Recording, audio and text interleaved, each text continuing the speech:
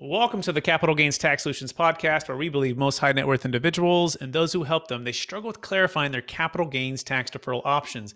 Not having a clear plan is the enemy, and using a proven tax deferral strategy, such as the Deferred Sales Trust, is the best way for you to exit your highly appreciated asset. I'm your host, Brett Swarts. Each episode, I am joined by some of the best real estate, financial, wealth, and business minds in the world, where they share their ideas, deal stories, and inspiration. So together we can make complex tax deferral strategies simple and passive income plans achievable. I'm excited about our next guest. This is going to be a fun episode because there's three of us today, folks. These two gentlemen have a passion for helping people create and preserve more wealth. They are consultants and hosts of the Infinite Wealth podcast, and they're also the founder of Infinite Wealth Consultants. They're they're out of Las Vegas.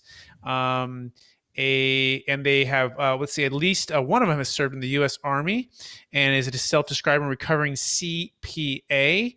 And the other, he's going to tell us a little bit more because I can't quite see it on this bio sheet. So please welcome to the show with me, Anthony Faso and Cameron Christiansen. How are you guys doing?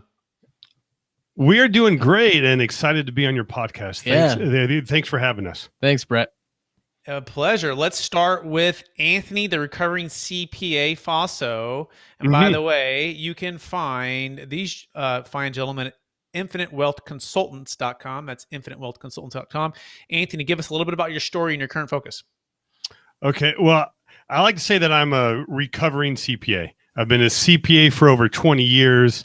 I worked for PricewaterhouseCoopers, CFO for a chain of restaurants, and then I eventually opened up my own firm. But what I found was the advice that typical financial planning was given, and even me as a CPA was given, was just not working. And I came to that realization, particularly in 2008, where I remember that I had one client. He goes, Anthony, I did everything right. I paid off my house. I stayed out of debt. I maxed out my 401k. And then now all the equity in my house is gone. My 401k is now a 201k. And now I'm 70 years old. And now you're telling me I need to go back to work when unemployment is in double digits. And then I kind of that really hit home to me. For one, he was literally in tears standing across my desk. But then eventually I came into tears because I realized that I was on the same path that he was. I started doing some research, and there's a quote unquote crash or correction about every 10 years. There was in 08, there was 2000, the 90s, 80s. I mean, what's unreal is we haven't had one yet, which I think we're on the cusp. But what that did is that challenged me to find something different. And so what I noticed, some of my clients did really well in 08 and 09. So I started asking them, well, what are you doing? Like, what's your mindset? How are you thinking differently? And also, what books are you reading? And so I started following and practicing the same concepts that they were doing. And the two major books that they told me was Rich Dad, Poor Dad, and then also Becoming Your Own Banker by R. Nelson Nash. And so I started to incorporate both of those books for me personally. But then my clients kept on saying, well, Anthony, what should I do? I don't fully trust Wall Street, and I want some guidance. So I started sharing what I was doing. And then eventually I had, a financial advising practice and a CPA firm. And I realized that I didn't want to be a jack of all trades, master of none. I wanted to be an expert in one area. So I sold my firm probably about 6 or 7 years ago, and have been doing this full-time ever since. Fantastic. Love that. We'll dive into some of that stuff here in a minute. Now it's Cameron Christiansen. You're up. Go, sir. Yeah, absolutely. As my story is, I moved here to Las Vegas maybe 16, 17 years ago. And what I did is I immediately started a small business, and I had that for, 6 or 7 years. And similar to Anthony in that is I was a small business owner, and I did not have an HR department. So I couldn't turn to someone to kind of say, hey, this is what we're going to do as far as financial kind of avenues. And so I started looking at my options. And to be honest, I was really, really frustrated with the options that were available for me as a small business owner. All the options that I was presented with were essentially me putting my money somewhere where I was not going to have access to it. And so what I did is I actually just sat on cash for many years and kind of kept doing research. And you finally get to a point where you're just so overwhelmed with the amount of information out there that you just don't do anything. And so I did that for several years, just sat on cash and was frustrated. And to be honest, my story is my wife and I were buying a house, and I walked into this broker's office, and we're sitting down with him, and I asked him, and I said, "Do you have a good book for a young couple?" And he turned around and he handed me Nelson Nash's book. And he goes, "If I would have read this at your age, it would have been the difference of millions of dollars." And so I went home, I read that book 3 times the first night.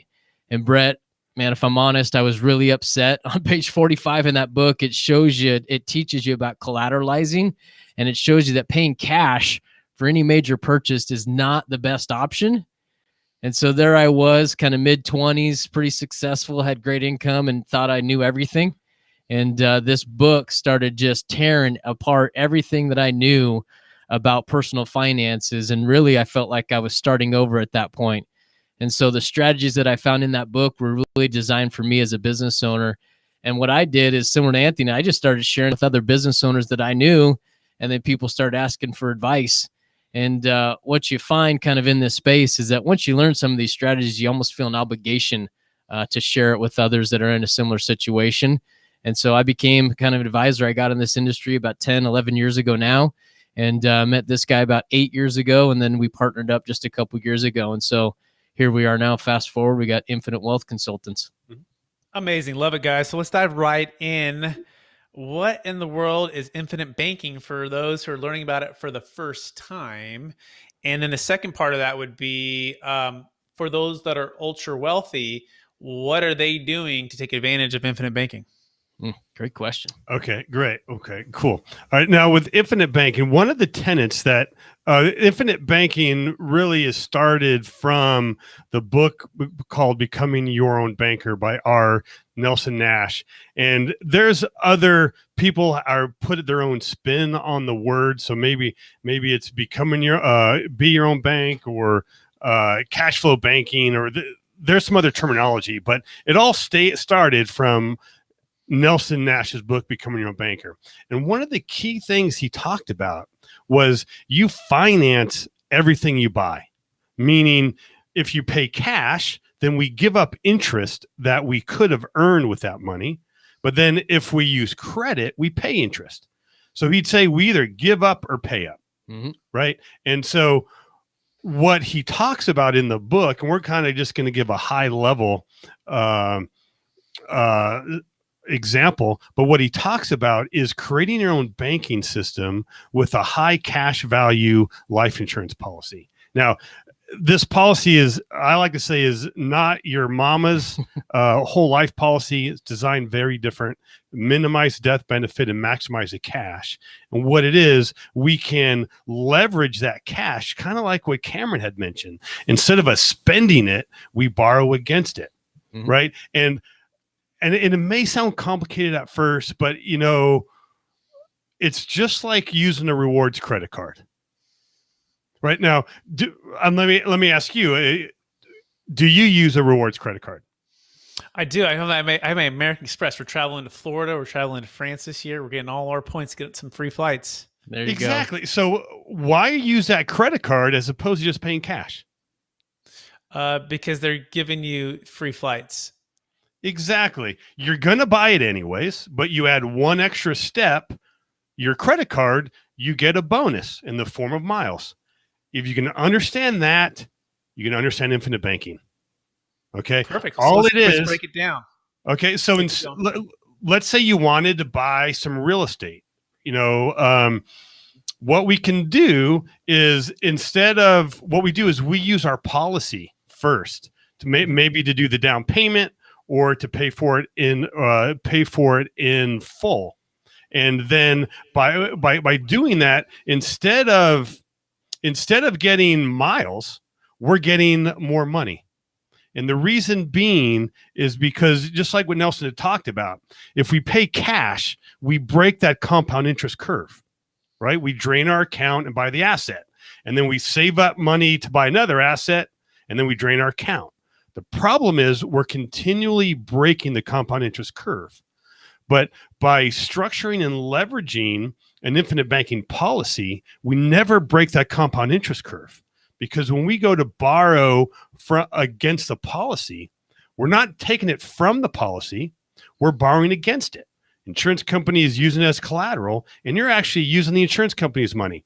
So the advantage is your money is still there, still compounding, even though you're using it. So that's where you get that extra, aka miles, you're getting more money.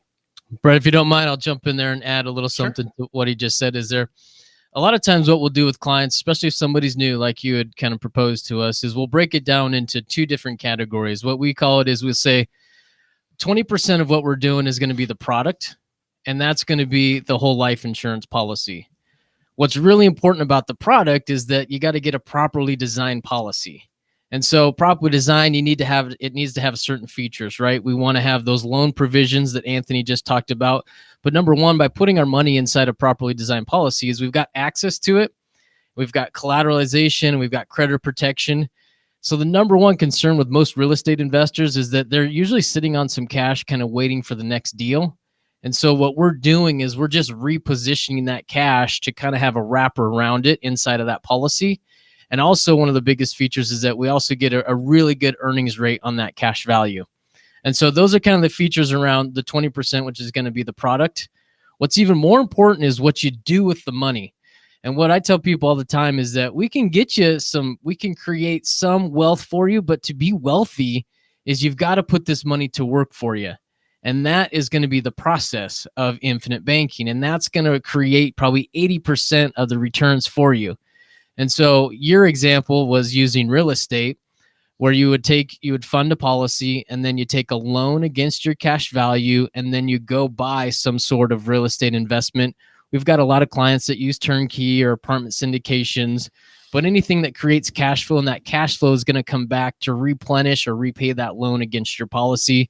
We've got many, many examples of clients that will buy cars or will do college tuition or those things. And so the process is really what I would say kind of separates Anthony and I from most people that are in this space. Is the policy is important, but it's not as important as what you go do with that. And so that's where we spend most of our conversations with clients is, hey, what opportunities can we find to go create cash flow, creating that cash value?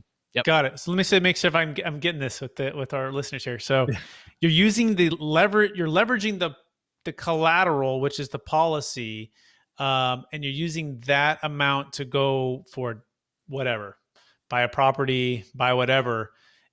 So is that a fair summary so far? Yeah. Yeah. Very cool. Okay. So now let's make an example. So I got $1 million and I can put this $1 million as a down payment right now for a multifamily property, 3.25%.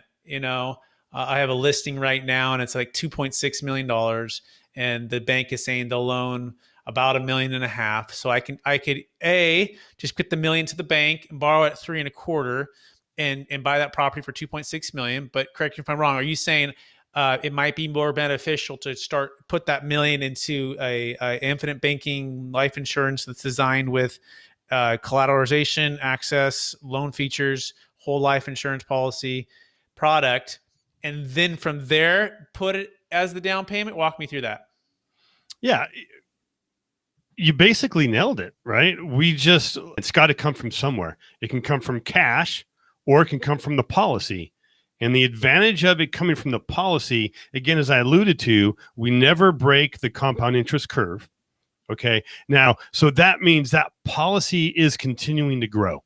It's continuing to compound because we never took it from the policy. We're actually using the insurance company's money. And here's another piece. Since we're using their money, they're going to continue to pay us interest and dividends, but we're going to have to pay them interest. And where a lot of people get stuck is like, wait a minute, I just put this $1 million in and now I take it out. I have to pay interest. But the thing is, you're still compounding on your money. So there is a difference between the power of compounding and then a simple interest loan. And we have done the math, and we have a video that crunches it. We love to do the math, especially me. But here's another, not only does it work just like that, but however, we can actually create tax deductions. So let's Right? pause there, though. I want to do the math first, guys, because Yeah. I don't want the tax deduction until I do the math. So let's say I put the $1 million in this policy. What's it going to cost to set up the policy? So is my million now 950,000? Is it 985? Is it 900,000? Give me the cost just to get that million accessible for the down payment. Walk me through that. Okay. Now there's a lot of different ways to design it, but we do, a lot of times we have some people that have a windfall or a lump sum. Okay, let's just say they have this $1 million. Well, we can design a policy where all they put in is that $1 million. Okay, now exactly. So that's the one I want. This is a wealthy person. Okay, they've got $5 to $10 million bucks, right? They don't need or want the cash necessarily right now. They can put it on the apartment complex, just get the loan at 3.25, or B, they can put it into the policy at $1 million and then borrow from the policy to put it into the property as a down payment. So I just want to just keep it real simple there. So what would it cost them to do that? Okay, it's gonna be a little variance, depending on the age of the person. But for example, they're 50 years old, they're married. Okay. No, so their life expectancy is 85, 90. They're doing great. Okay. We just did a similar case on that, and at the end of year one, they had 99% of what they put in. Okay, so in 1 year, they're at 99%. So they're at $999,000. Correct.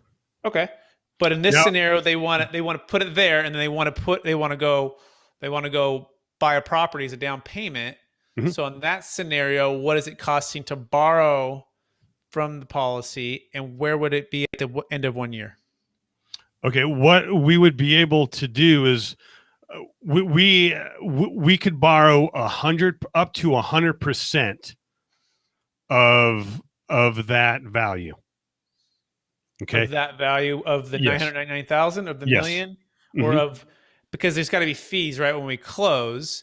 So am I dropping and then 100% of that new value, and then it's building back up? Walk me through that. I would say say from day the number I was using, 99, that was at the end of year one, right? So there is some growth for those 12 months. Right. So I would say that there's probably maybe a 4% down, maybe from say 30 days later. Okay, so so I put $1 million in, and it cost me about 4%, give or take. And so then the closing cost, I'll call that the closing cost for right now. And then I'm going to take in that scenario $960,000, right? Is that right? Am I doing the math right there? Yeah. And I'm going to put that. I'm going to come up with another $40,000. Am I doing that right? No, 4% of $1 million would be more than that, right? Let me see. Let me do the math, guys. Make sure I got it. I'm a recovering CPA, so I don't do math anymore. 4%. It's 40 grand. I was right. So I got $1 million minus the 40. So now I'm at 960. Okay. So I've got 960 the next day, and now I've got to come out of pocket personally for 40. So we'll do the ROI on that. Am I following it so far? Yes. What am I borrowing that 960 at? What's the interest rate on that? Currently, right now, we can get it at 3%. Okay.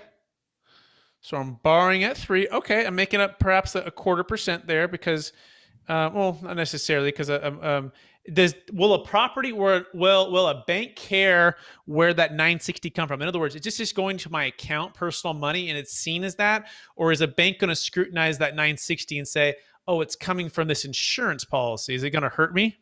Well, no, it shouldn't, because we have clients do this all the time, and we can explain it to the underwriter exactly how the money's is getting there. And Brett, I'll jump in. I'll jump in there. From the bank's perspective, is actually put more value on money that is collateralized inside a whole life insurance policy for several reasons. Number one is when you look at the stability of insurance companies is, man, they sit on cash. They know that if money is sitting with an insurance company, that their amount of risk is almost nil, right? It's zero. And so in addition to that, because we have it inside of a whole life insurance policy, there's going to be a death benefit, which is something that we don't often talk about because we're more focused on cash value and what you can do with it. But there will be a death benefit there. And the banks appreciate that because they recognize that fact that, hey, not only do we have cash if this guy lives, but also if this individual that we're lending this money to, he dies, we're still going to get paid back. And so banks actually put more value on money that is collateralized inside a whole life insurance policy than they ever would with cash. Yeah, they're diversifying the chances of getting paid back, right? They're saying, absolutely. They're saying, A, it's a big insurance company that's going to be, perhaps conservative, have a good track record with investments, and then B, if they die, right, then it's tax free, right?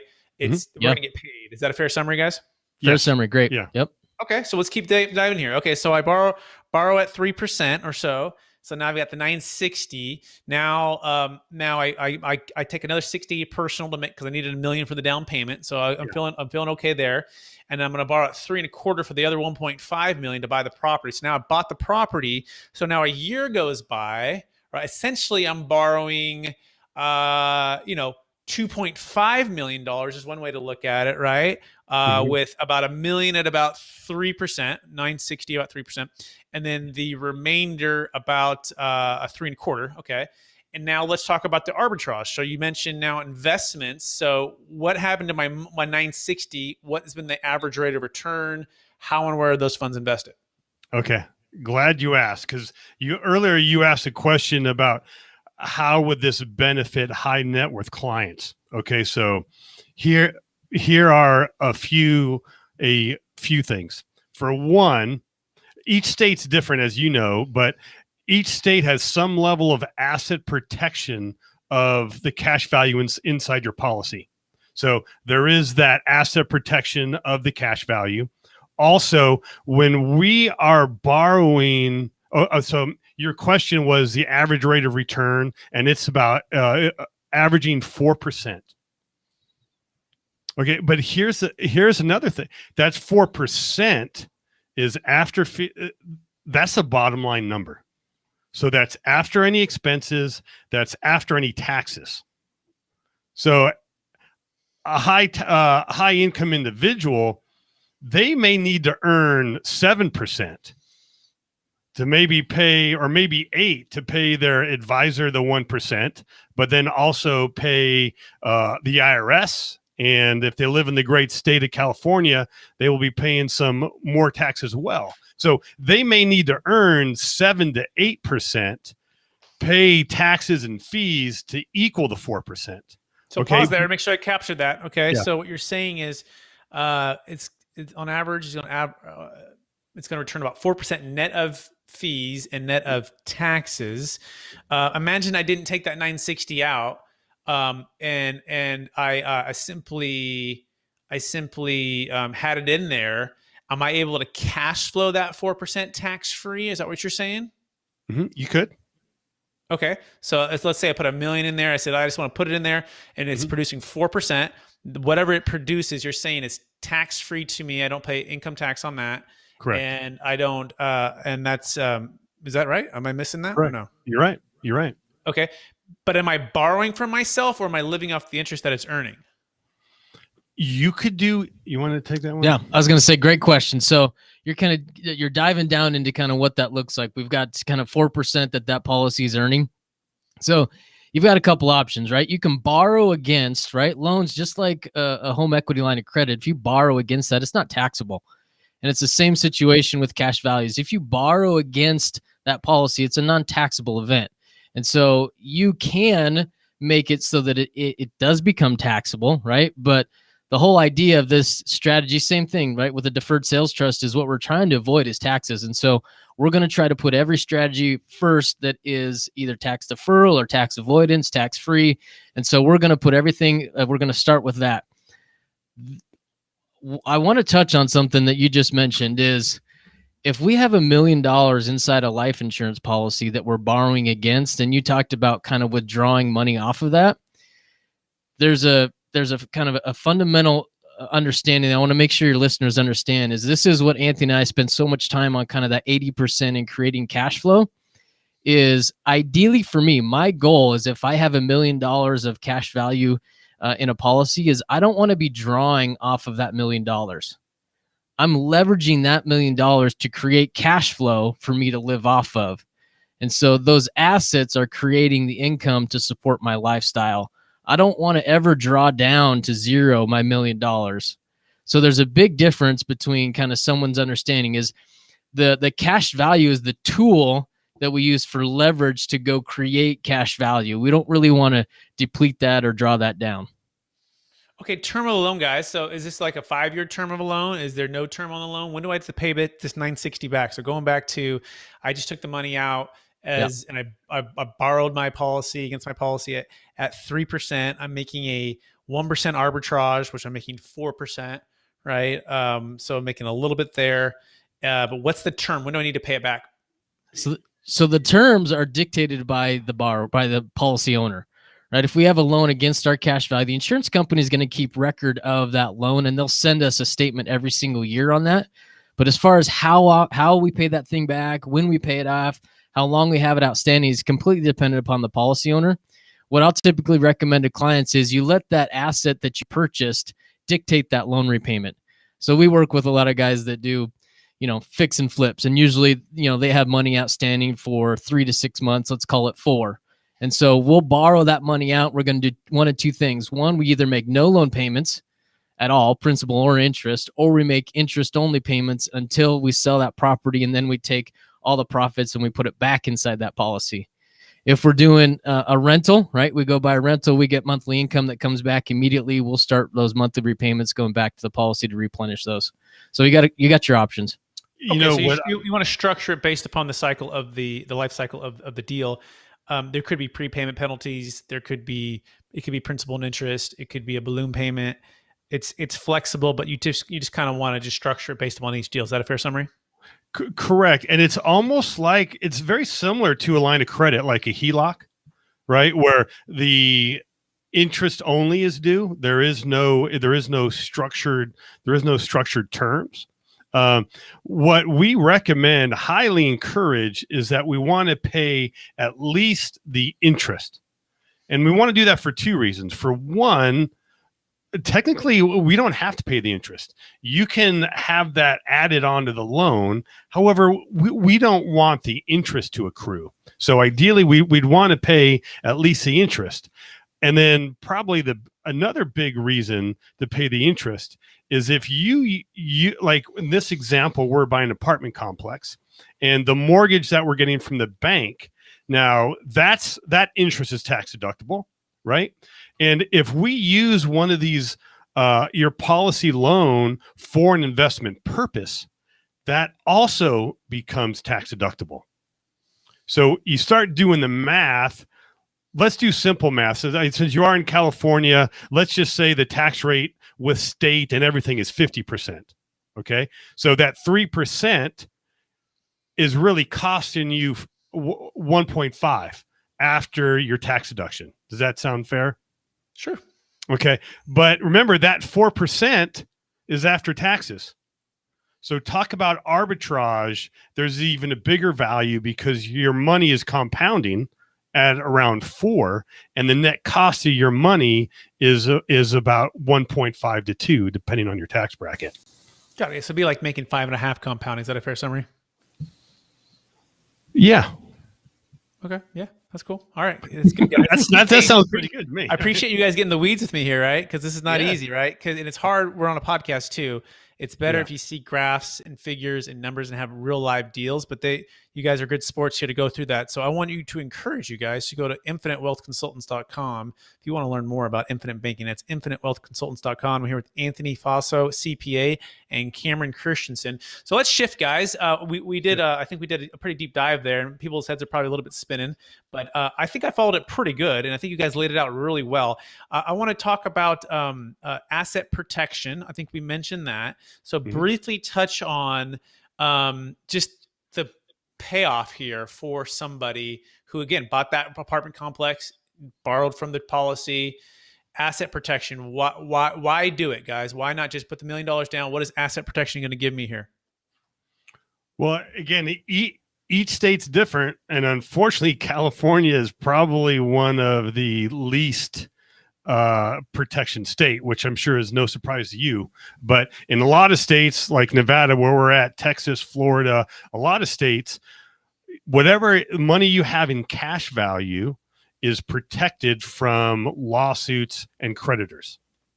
So like when we were talking about why the advantages to the wealthy is they can put the money in the policy and it's protected from creditors.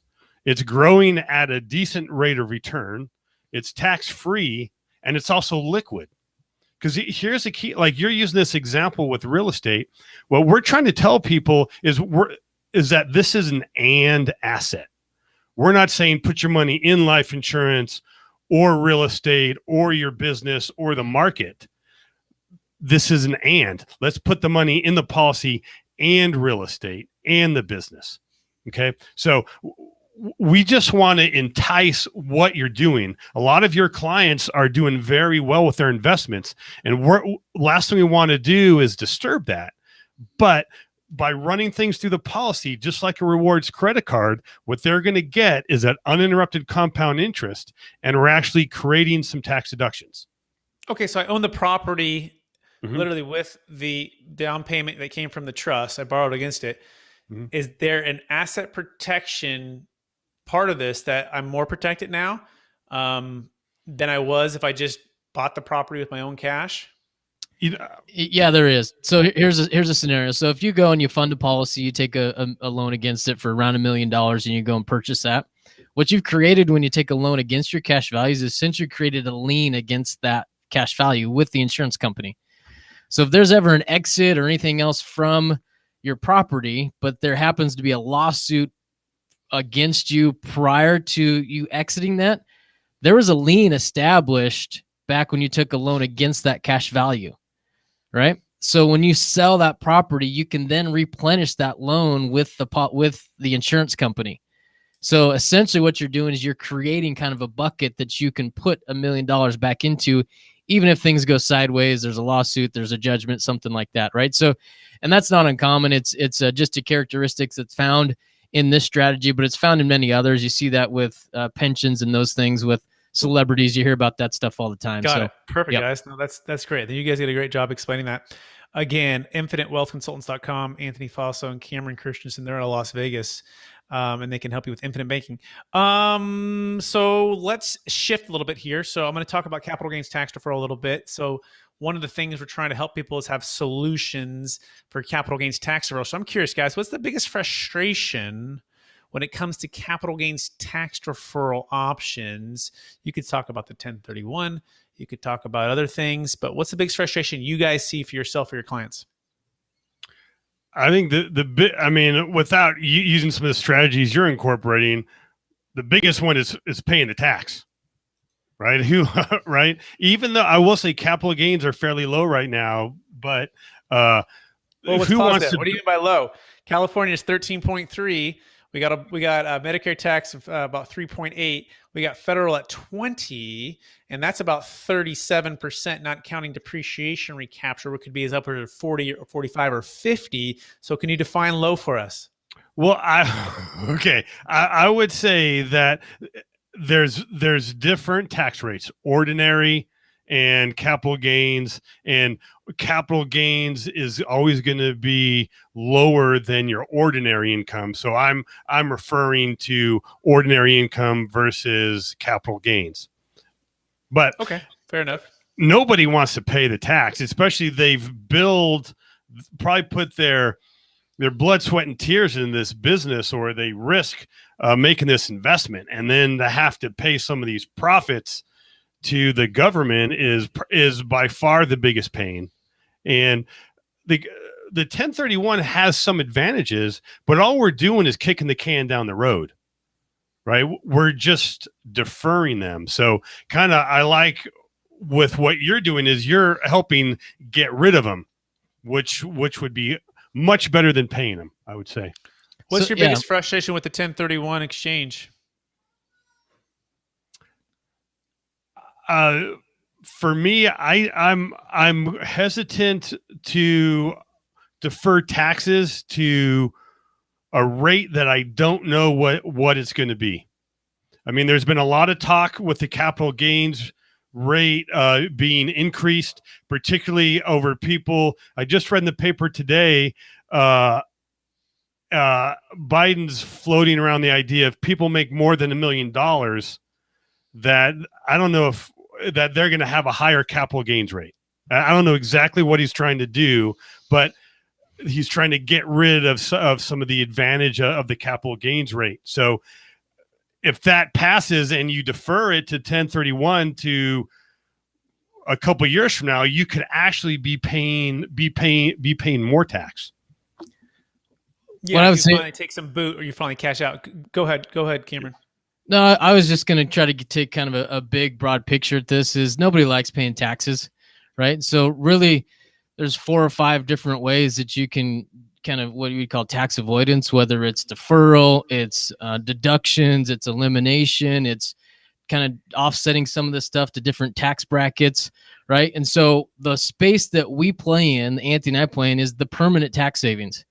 Right. And so a lot of times if you have a big sale of a highly appreciated asset, you look at a charitable remainder trust, or you look at a deferred sales trust that you recommend are very well versed in.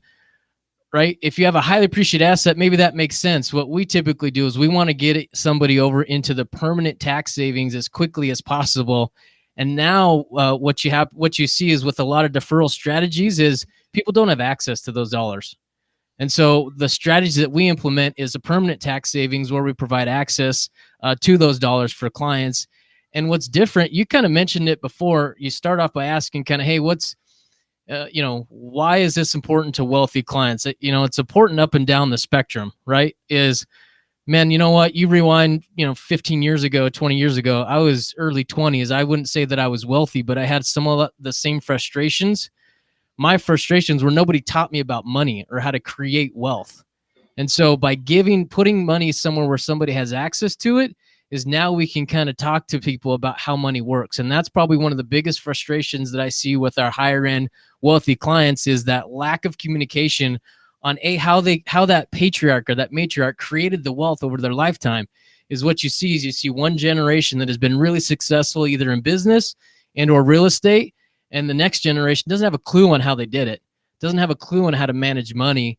And so that's where we have really kind of set ourselves apart, is having those family conversations. And a lot of what we do is probably what I would say falls under more estate planning than really anything else, is when you have those conversations, that generational wealth planning, it is all about preservation. So I hope that helps. Yeah, it does. Absolutely does. And just so you guys know, the Deferred Sales Trust, for our listeners, what I love about it is it provides liquidity, diversification, and the ability to be active or passive. And I like to separate wealth strategies or tax deferral strategies into kind of 2 buckets. There's like the transactional ones. I call those like the blockbusters. Those are like the Delaware Statutory Trust. Those are like the Charitable Remainder Trust. Those are like the 1031 exchange. They're typically pretty limited and pretty focused. They all serve their purpose in different ways, but it doesn't necessarily always give you liquidity, diversification, and the ability to be active or passive without having to give it all away to charity. With the Deferred Sales Trust, why I think it's transformational, is it kind of gives, we call it the Swiss Army knife of tax deferral strategies. You can have liquidity, you can have diversification, you can be active in real estate, you can be passive in real estate, you could be in stocks, bonds, mutual funds, you can go into hard money lending. I have a client right now, we did a $2.6 million sale out of Alabama, and he deferred all of his tax, and he's building 72 units. He's in his early 40s, and he's like, I don't want to retire all the way. I also have a really high income, and I want to shift to the second phase of my career, which is multifamily development. So he went from like a marketing business background, and now he's launched his new business. I call it the Go Fund Yourself. He used the Deferred Sales Trust, partnered with it, all tax deferred, to build these units. And on top of that, he's a very high income earner. So he's able to, like a 401k, roll the funds on the cash flow back into the trust, and at the trust level, it's able to expense what it owes to him. Therefore, it's typically a zero tax transaction when it's filing his tax return. On his level, he's lowered his tax bracket because he's not necessarily taking cash flow from the trust. So all of these things are possible. The question is, are you the listener going to get educated and check it out, right? Are you going to get with me, Capital Gains Tax Solutions, or Anthony or Cameron, and figure out at Infinite, for the Infinite Banking Strategy, to figure out if it's a good fit for you? I encourage you to do that. All that being said, guys, we're running out of time. Are you ready for the lightning round? Yeah, let's go. Yeah. Fire away. All right. So knowing what you know now, if you go back to your 25-year-old self, what's the one golden nugget you would tell yourself to do? Make sure you understand the difference between words. Words are important. I would say make sure you understand the difference between saving, investing, and speculating. In our industry, those three words are interchanged every single day, and they are drastically different. And so that's where I would start with the young 20-year-old. For me, I would focus on getting educated. And I don't mean taking college courses, but I mean working with a mentor, learning about business, learning about passive income, not focusing on the money I'm making, but the sense or common sense that I am earning, and that will pay much bigger dividends in the future than any paycheck in my 20s. Beautiful. Second question, what's the number one book you recommended the most or gifted in the past year? I'm going to recommend Become Your Own Banker. It wasn't in the last year, but I'm going to stretch that timeline a little bit, go back 12 years. And I'll tell you what, that's the second most influential book that I've ever read, second to the Bible. And I think I've tried to read it every single month since then. What I've been recommending this year is called the 12-week year. And it's a whole different philosophy. Instead of doing annualized goal setting, you kind of basically crunch a year down into 12 weeks. And the reason being, a year is too long. You might hit a goal or miss a goal in the first quarter, and maybe you're not going to be as efficient. But as you know, when you have that deadline, that's when you're going to become the most efficient. And that 12-week year helps you focus on the important things. Beautiful. Become Your Own Banker, 12-week year. Question 3, what are you curious about right now?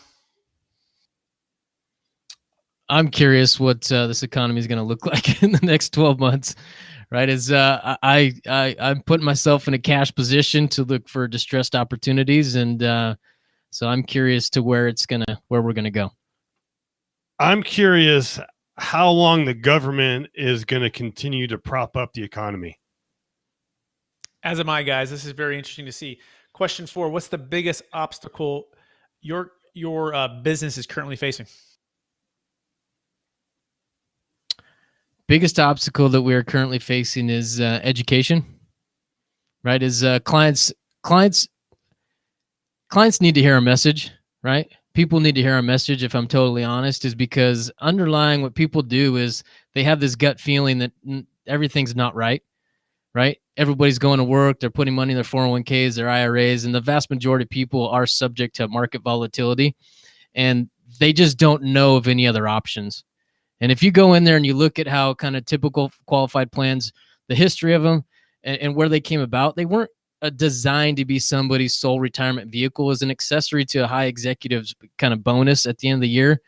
And now it's kind of moved over into position A. What we're doing is we're giving people options with more control and less risk. I'm going to expand on that with more of a personal obstacle that we are having. When COVID first hit, Cameron and I were a little unsure how that was going to affect our business, to be honest. But we actually had our best year last year. And I think it's being when there's uncertain times, people are looking for certainty. So we're balancing we're getting clients coming in, but we also want to produce more content. So kind of like what a lot of business owners will have is that transition, of still being able to provide the good service, but want to go out there and create more content. It's kind of hard to delegate some of that stuff, so that's probably the biggest obstacle. I love it, guys. You guys have been amazing. We are out of time. For our listeners who want to get in touch with you guys, will you remind them one more time, what's the best place for them to connect with you? Actually, I'm going to give you two places, infinitewealthconsultants.com. And then Brett, like I mentioned before, is we actually created, because as a thank you for having us on here, we're going to give your listeners access to our free online course. And so we've created a page for you guys. It's called infinitewealthconsultants.com/CRE secrets. And so if you guys go in there, we're going to open up kind of our course to you guys so you can dive in. We've got a whole bunch of information. We dive into the numbers like Brett was asking us about. And so there's more of that in there with some more conceptual stuff just to educate you guys. You know, I would like to correct Cameron. For one, that's one of my joys in life is correcting Cameron. It's not a free course. We actually charge $600 for it. That's true. But if you use this link because you're a listener and as a thank you, you can get free access. And by the way, if you guys are wondering what CRE Secrets is, so that's my second podcast. We're also streaming expert CRE Secrets for our YouTube and our second podcast right now as well. Some guests, we do dual shows here, okay? So if you're listening on one or the other, sometimes it's the same because it is exactly launching at the same time. That being said, guys, I want to thank you for being on the show. Thank you for sharing your part of your story. Your passion, your niche focus on infinite banking and helping people create and preserve more wealth. I want to encourage you to keep using the gifts and talents you've been given to be a blessing to others. And I also want to thank our listeners for listening to another episode of the Capital Gains Tax Solutions podcast. As always, we believe most high net worth individuals and those who help them, they struggle with clarifying their capital gains tax deferral options. Not having a clear plan is the enemy, and using a proven tax deferral strategy such as the Deferred Sales Trust, or perhaps getting with Anthony Faso or Cameron Christiansen to build an infinite wealth insurance plan for you could be the best way to grow your wealth. Please go to capitalgainstaxsolutions.com if we could be of any service to you. By the way, remember the Deferred Sales Trust. It works for primary homes. It works for investment real estate. It works for cryptocurrency, okay? It works for captive insurance. It works for anything that's basically highly appreciated. We can defer your tax. And by the way, you can use it to purchase insurance policies. Would you imagine that? Pretty cool, right? Appreciate you listening to the show, and we hope to connect with you again real soon. Thanks, everybody. Bye.